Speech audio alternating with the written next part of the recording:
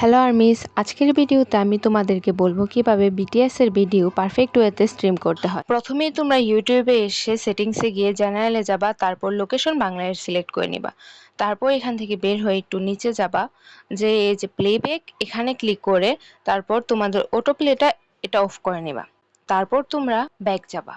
তোমরা বিটিএস এর যেই গানটা স্ট্রিম করবা ওই গানটা সার্চ করবা। সার্চ করে ভিডিওটা ফার্স্ট থেকে লাস্ট পর্যন্ত না টেনে দেখবা। আর সাউন্ড মিউট করা যাবে না, 50%-এর বেশি তোমার সাউন্ড থাকতে হবে। তুমি ভিডিওটা লাইক করবা, দেন তোমার ভিডিও কোয়ালিটি 480 বা 480 এর বেশি রাখবা। ভিডিও মিউট রাখলে ভিউজ কিন্তু কাউন্ট হবে না। আর একবার ভিডিওটা দেখার পর এই গানটা আবার দ্বিতীয়বার দেখবা না। বিটিএস এর অন্য কোনো ভিডিও বা অন্য কারোর কোনো ভিডিও দেখবা, তারপর যে কোনো দুইটা ভিডিও দেখার পর এই গানটা আবার সার্চ করে দেখবা। এভাবে রিপিট করতে থাকবা, তাহলে তোমার ভিউজ কাউন্ট হবে।